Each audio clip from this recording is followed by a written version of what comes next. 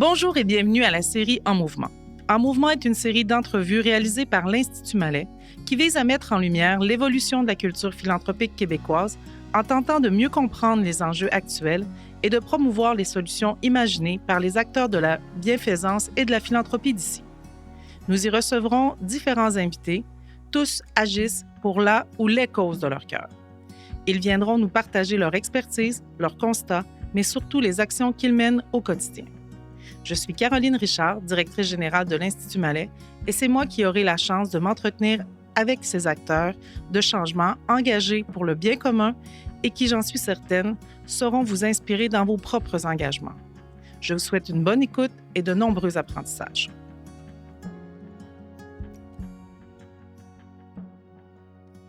Bonjour et bienvenue à un épisode de notre série En Mouvement de l'Institut Malais. Aujourd'hui, nous abordons un sujet qui touche toutes les organisations et particulièrement les organisations philanthropiques, la relève.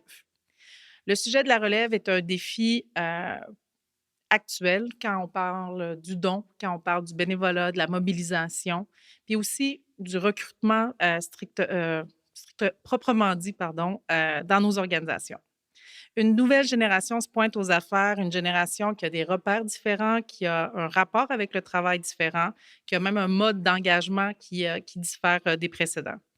Comment on intègre la relève, comment on lui fait une place, comment on l'écoute, comment on la mobilise, comment on transmet les valeurs des organisations et la valeur philanthropique. Nous aborderons cette question avec Donald Gingras, directeur général du réseau Patro et de la Fondation Patro. Bonjour Donald. Bonjour Caroline.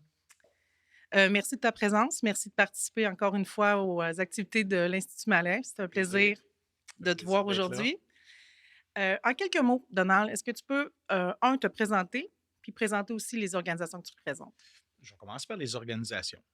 Je suis le directeur général du réseau Patro et de la Fondation Patro. C'est 7 grands centres communautaires de loisirs, de sport, d'entraide à Québec, à Montréal, puis au Saguenay et à Lévis, parce que ma gang de Québec, de Lévis, va dire qu'ils ne sont pas à Québec. Fait que Lévis, Québec, Montréal et Saguenay. Donc, des grands centres communautaires. On aime dire qu'on fait une différence dans nos communautés. Puis c'est toute jeune organisation de 160 ans. C'est depuis 1861 qu'on est au Québec. J'en suis le directeur général du réseau des Patros. C'est une jeune organisation. Le réseau, c'est une OBNL qu'on a créée pour faire travailler les 7 Patros ensemble, qui sont 7 organisations indépendantes, autonomes. Je m'amuse à dire que je suis plus l'animateur général. Parce que mon métier à moi, c'est d'être animateur. J'ai commencé au Patro dans les camps de jour comme animateur, après ça, animateur de milieu. J'étais directeur de l'animation. Fait que j'ai toujours été dans l'animation. Fait que moi, mon métier, c'est d'être animateur, c'est de créer des liens entre les personnes.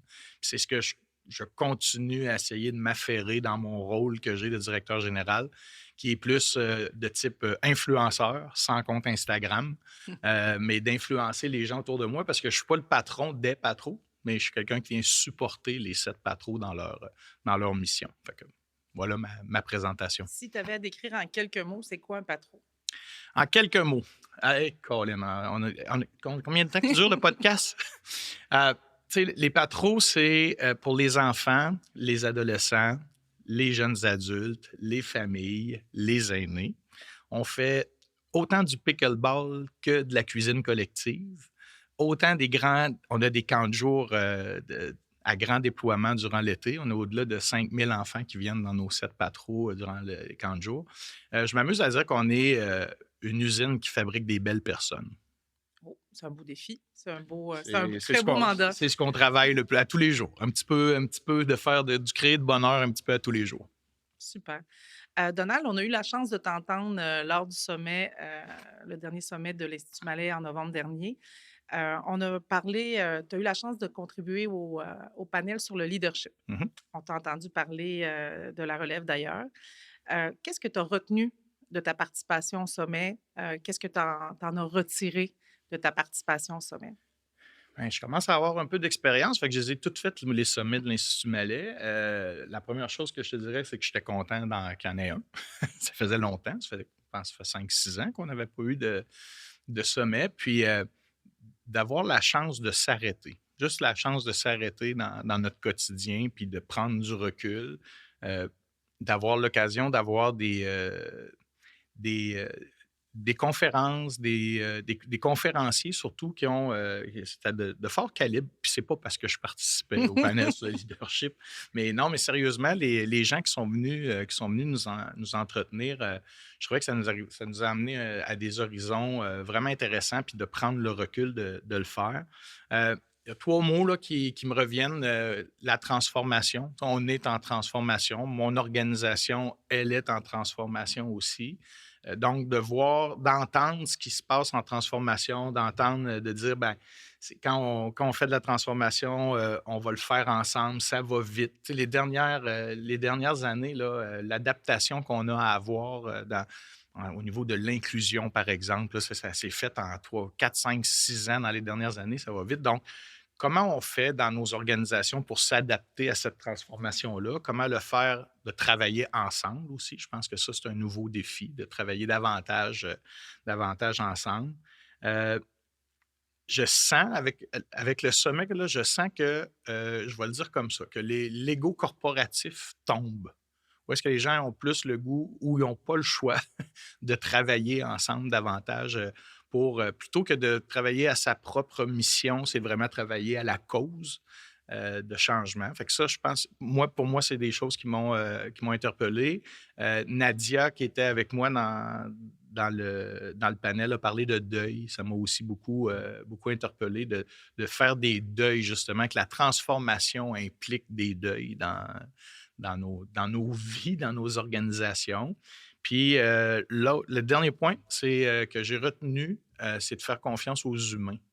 Je pense que les grandes organisations philanthropiques, il y a comme une espèce de virage qui se reprend de dire, ben oui, on avait des grandes orientations, des visions de changement, mais les gens sur le terrain, je pense ils ont cette qualité-là aussi de dire, ben, voici c'est quoi les changements qu'il faudrait opérer, puis venez nous aider à. Fait que ce côté-là, de faire confiance aux gens, aux humains qui sont là, c'est un autre point que j'ai retenu. On va passer vraiment à la relève. On a parlé, on t'a entendu dans une entrevue ou dans une balado plutôt sur l'entrepreneuriat, pardon, euh, parler de la préparation de la relève. Mhm. Comment déjà tu étais dans un mécanisme ou une réflexion, puis même en action pour préparer ta relève des patros. Comment tu organises cette préparation-là? Comment tu la fais sur le terrain? Puis pourquoi tu te dis qu'il faut faire ça tout de suite? Pourquoi tu y consacres autant d'énergie dès maintenant, dans le fond? Parce que tu n'es pas encore rendu à l'âge de la Moi, retraite. je ne suis pas tant loin de la retraite. J'ai 58 ans bientôt, fait que je commence à y penser aussi, pas à la retraite, mais à faire autrement, faire d'autres choses, avoir un autre rôle.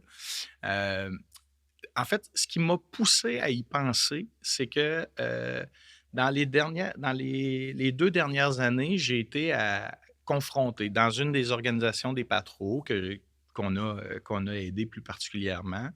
euh, on a vu une espèce de déclin de mobilisation et d'engagement autour de cette organisation-là parce qu'il y a des gens, par rapport à la gouvernance, qui ont été là longtemps et que ça ne s'est pas renouvelé. Puis, autant on sait maintenant, tu sais, le nouveau code de gouvernance qu'on se donne plus moderne, de dire, ben, il faut qu'il y ait du roulement dans les conseils d'administration, puis tout ça. Puis, j'étais un porteur puis défenseur de ça, de dire, OK, il faut qu'on se modernise là, tu sais, au niveau de la gouvernance. Puis, à un moment donné, j'ai pris une prise de conscience de dire, ben, toi aussi, monsieur, ça fait longtemps que tu es là. Tu sais, moi, ça fait 20 ans, ben, ça fait 45 ans que je suis impliqué dans les patros.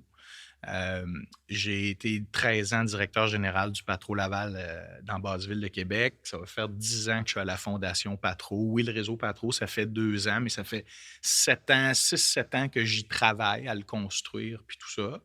Euh, puis moi-même, j'ai pris conscience de dire, ben, à un moment donné, il faut que ce soit quelqu'un d'autre aussi qui vienne porter ce défi-là, ce rôle d'être justement l'influenceur, l'animateur général. Il faut que ce soit quelqu'un d'autre. Sinon, ça va être rattaché à toi, ça va être rattaché à ta personne, puis je ne veux pas que ce soit ça. Non, et ça, c'est pour l'organisation, pour pérenniser cette organisation-là, il y a un choix personnel aussi de dire, ben ça fait 20 ans que je suis dans un poste de direction générale, puis est-ce que je veux avoir encore ces responsabilités-là longtemps, puis tout ça. Fait que c'est comme de trouver cette bonne voie-là aussi. Euh, L'autre raison pour laquelle j'ai décidé, moi, de mettre en place mon plan de relève, c'est que dans les patros aussi, les directions générales, on est tous à peu près de la même génération.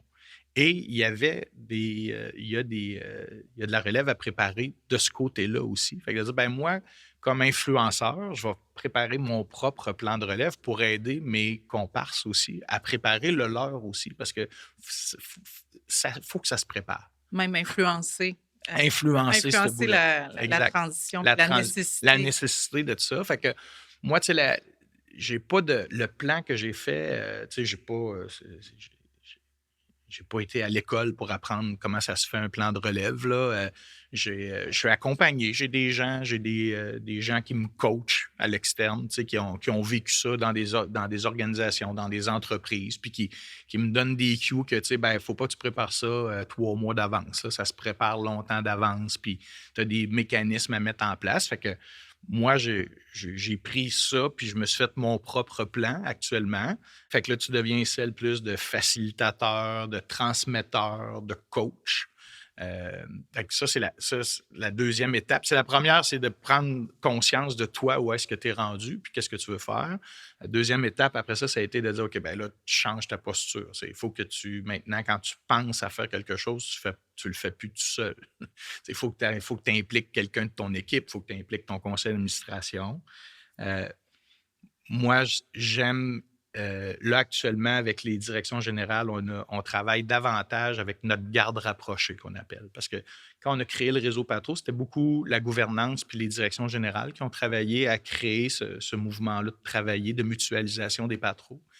Euh, Là, on s'est dit, puis c'est vraiment dans un souci de relève, de dire, ben on a des gardes rapprochés qu'on appelle, c'est nos directions adjointes, les directions de programmes qu'on a dans les patros. Dire, ben, faut Dans le qu'on fond, la garde rapprochée, si je comprends bien, c'est la personne comme identifiée.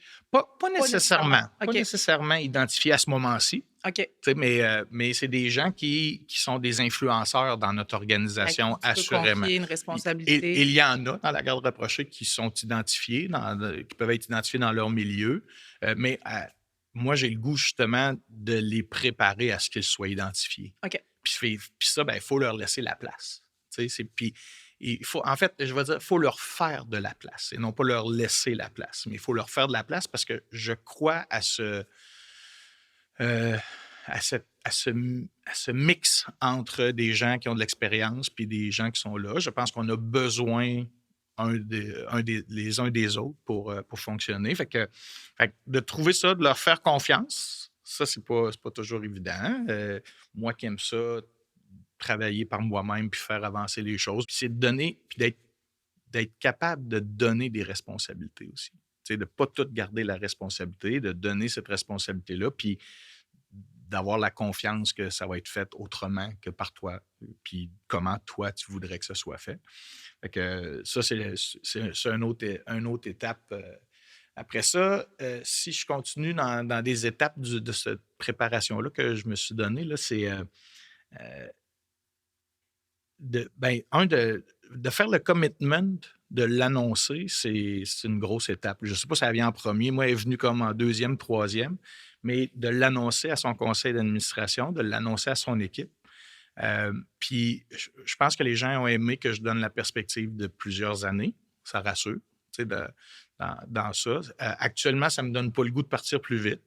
Tu sais, de dire, c'est pas parce que je me suis commis que finalement, je me suis commis. Puis, non, je veux bien faire ça. Tu sais, c'est le mandat que je me suis donné.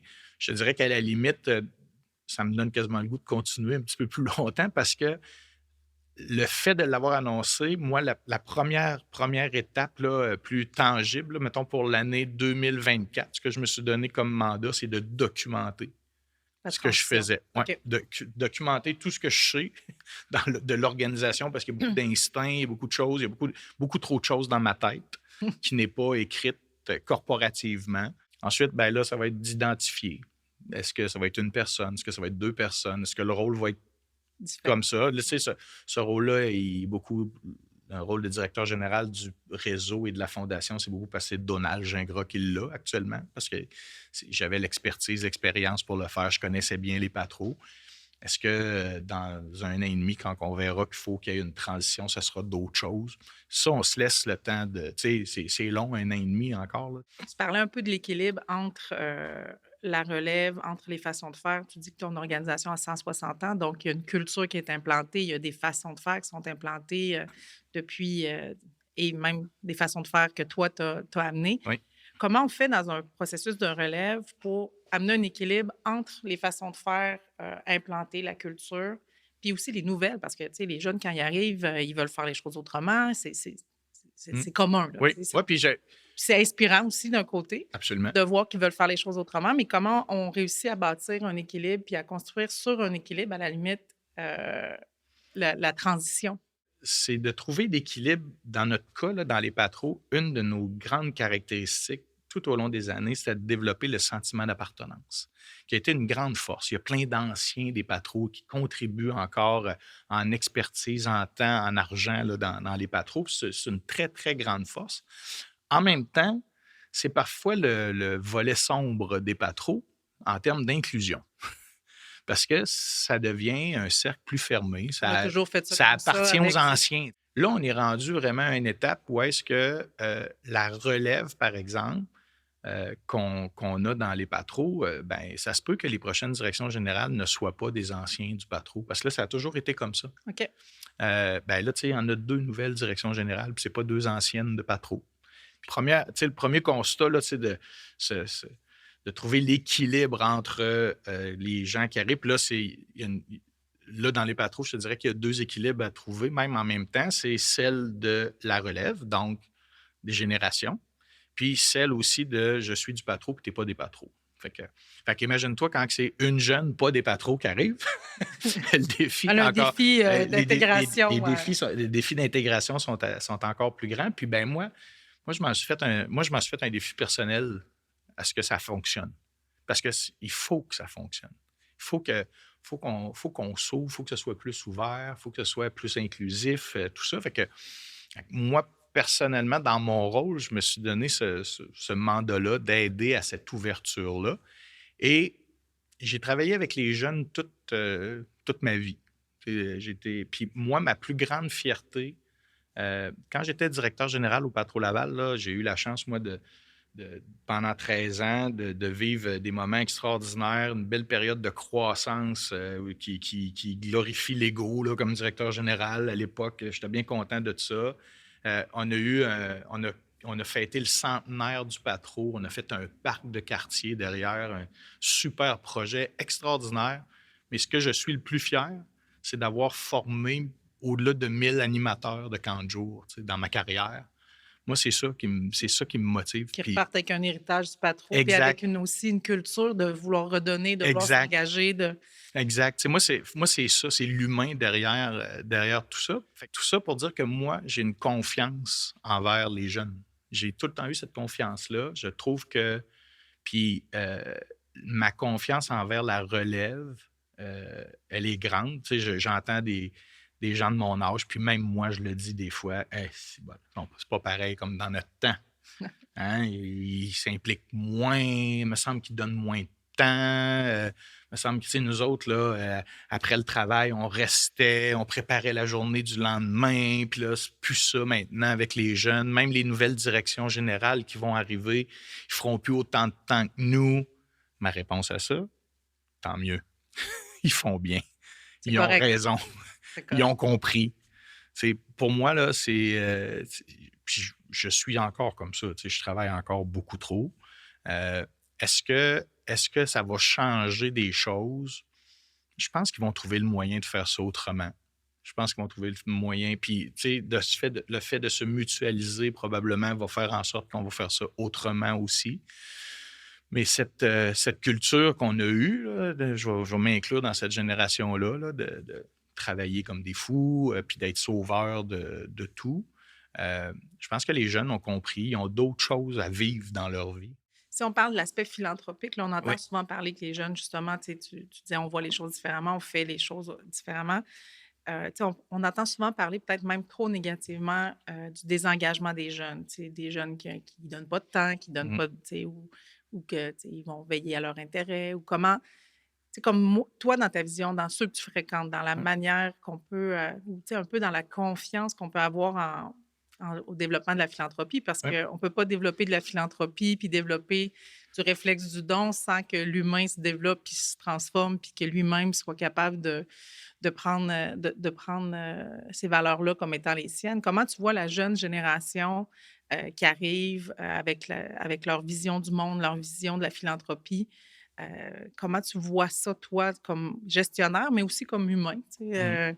Ben, écoute, je te dirais, j'ai pas de boule de cristal pour ça, mais tu sais, je regarde, je sais pas comment ça sera, mais mettons ce que je vois actuellement là, des jeunes que je vois, c'est tu sais, j'ai du monde dans mon équipe même, là, puis dans les équipes des patros qui sont dans la trentaine, tu sais, euh, c'est des gens qui ont un engagement, je trouve qu'ils ont un engagement de proximité, proche d'eux autres, autour d'eux. C'est des gens qui sont soucieux de l'impact social, dans quoi ils veulent s'engager dans quoi ils veulent s'engager ou de quoi ils parlent. Tu sais, je ne sais pas si c'est un engagement, mais déjà de défendre une cause en discutant avec les gens. Tu sais, moi, là, tantôt, je parlais d'inclusion. Tout le, toute la mouvance d'inclusion qu'il y a là, dans les dernières années, moi, la gang de jeunes autour de moi m'ont vraiment ouvert à ça. Là. Tu sais, ça m'a vraiment ouvert à toutes les différences qu'ils peuvent avoir et l'ouverture qu'on doit avoir avec les différences. Puis pour eux, c'est naturel, c'est normal. ils ont Fait que, grandi ils ont avec, grandi dans avec ça, cette, c'est comme ça. Fait que moi, ça me garde jeune. Je vois chez des jeunes, puis je le vis actuellement, du bénévolat d'expertise. Euh, dans mon conseil d'administration, j'ai 2 conseils d'administration à la fondation puis au réseau. Il y a des jeunes qui se sont impliqués. On avait ce souci-là. On l'a même mis dans nos règlements généraux, là, tu sais, d'avoir des jeunes qui s'impliquent dans. Puis, je vais juste donner un exemple. Au niveau de la fondation, on avait une discussion autour de la politique de placement de la fondation. Puis, c'est nos 2 jeunes qui nous ont amenés dans les fonds ESG. OK. C'est parce que on avait une politique de placement qui était bien correcte, puis, tu sais, bien avant-gardiste, tout ça. Mais là, les 2 jeunes, ils ont dit, ben est-ce qu'on pourrait-tu avoir de quoi de plus précis, tu sais, en termes d'orientation pour s'en aller dans des fonds ESG, puis les premières fois, là, tu sais, les plus vieux autour de la table, même le gestionnaire de fonds, c'est comme, OK, bon, OK, c'est une autre contrainte, là, tu sais, Qu'est-ce qu'il y a encore? ah ouais, c'est ça, tu sais, c'est une autre contrainte, puis ça, puis finalement, tu sais, au bout de 6 mois, là, on en a discuté, puis finalement, on a adopté la nouvelle politique, on a inclus d'une façon très précise tout ça, puis tout le monde était heureux, puis même les vieux autour de la table étaient tous fiers. Là, je dis les vieux, je m'inclus, là, c'est du monde de mon âge, même un peu plus jeune. Mais Pas d'âge. non, non, c'est ça, certainement pas. Mais tout le monde était fier de ça. Puis ça, ben, tu vois, c'est de l'expertise des plus jeunes qui nous ont amenés à réfléchir, S'ouvrir. à s'ouvrir à ça. Fait que c'est comme s'ouvrir à cette génération-là. Je pense qu'ils sont aussi, un autre point là, que je vois,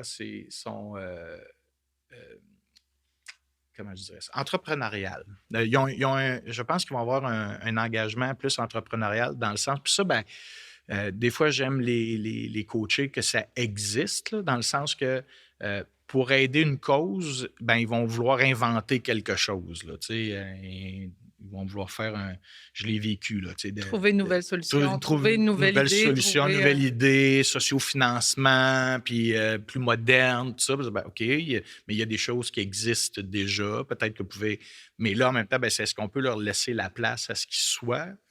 Mettons, créatifs dans des choses qui existent déjà. Puis si tu avais, pour terminer, un conseil là, à une organisation qui commence à faire place à la relève, est-ce qu'on doit voir ça comme une inquiétude? Est-ce qu'on doit voir ça comme une possibilité de fragiliser une organisation, faire place à la relève? C'est quoi le conseil que tu leur donnerais Ben, je- de ton oui, oui, expérience, bien oui, sûr? Là? absolument. Puis c'est un conseil que je vais me donner là, aussi. Je reprendrai la phrase que j'ai dit tantôt, c'est de leur faire de la place et non pas de leur laisser la place. si on est capable de leur faire de la place avec leurs idées, mais en ayant une bienveillance d'accompagnement dans ça. C'est drôle, je donne un exemple là-dessus. Euh, on avait une discussion, les directions générales des Patros dernièrement, puis une nouvelle directrice générale disait moi, c'est bizarre, mon équipe me dise, nous autres, dans les Patros, là, une de nos choses dans notre ADN, là, c'est de perdre du temps. Pour les équipes, c'est de perdre du temps. Fait que là je leur ai dit, hey, non, ça n'a pas de bon sens. Puis là, on était 2, 3 plus anciens qui ont dit, ben c'est vrai que c'était dans l'ADN, mais c'était pas nécessairement dit comme ça. Mais les religieux de Saint-Vincent-de-Paul disaient, pour bien connaître les gens, pour avoir un milieu de vie justement inclusif, pour connaître, il faut que tu prennes du temps avec prendre du temps. Mais c'est aussi perdre du temps, parce que c'est sûr que pendant que tu prends du temps à écouter quelqu'un, ben tu ne remplis pas ton rapport que tu es supposé aussi de remplir dans ça. Puis là, ben, pour elle, c'est devenu complètement une autre perspective. De dire, ah ben OK, c'est ça qu'il voulait me dire. Fait que pour elle, c'est pas, OK, ben on va tout arrêter ça, l'histoire de perdre du temps, mais de dire, OK, ben comment on peut justement maintenant prendre ce temps-là avec les gens puis de le mettre dans la culture. Ça fait partie de la culture de l'organisation de le faire, mais comment de le faire d'une façon moderne. Fait que c'est sûr que si là, il n'y avait pas eu cette mixité-là entre des anciens qui ont un peu l'histoire de la culture, puis quelqu'un de nouveau qui arrive avec une volonté de moderniser cette culture-là, ben, là, il aurait peut-être pu avoir un choc. Il peut y avoir un danger de perdre une essence. Exact. Puis c'est ça, de changer cette culture-là. Là, de pouvoir accompagner comme ça, de pouvoir échanger, bien, ça permet, oui, d'avoir de. Il faut que ça change. Il faut que cette perte de temps-là, elle soit plus cadrée. Parce que, tu sais, il y en a au fil du temps qui en sont devenus des experts de perdre du temps. Mais des experts de prendre du temps, ça, je pense qu'il faut ça fait partie de l'ADN, tu sais. Que pour moi, je pense que c'est de donner, de prendre, non, pas de donner la place, mais c'est quoi, comment j'ai dit ça tantôt? De faire de la place pour les accompagner. Je pense que en tout cas, moi, c'est le conseil que je me donne, puis c'est ce que je vais essayer de faire, là, puis c'est ce que je fais avec mon équipe actuellement. Bien, merci, Donald. On a fait un grand tour d'horizon de comment faire de la place à la relève, aussi comment faire confiance à la relève. Je pense qu'il y a une deuxième chose sur laquelle on doit s'attarder aussi, c'est pour faire de la place, il faut avoir fait confiance au départ, peut-être, mais c'est deux choses interreliées. Puis lâcher prise un peu. Un peu lâcher prise, effectivement. Donc, un grand merci de ton expertise, de ton expérience, puis encore une fois, de ton temps. On reviendra dans janvier 2025 pour dire comment ça a été. On va parler de la transition et de la... comment ça aura été. Bien, super, un grand merci, Donald. Puis, je vous remercie. À bientôt, puis on se revoit pour un autre épisode de En Mouvement.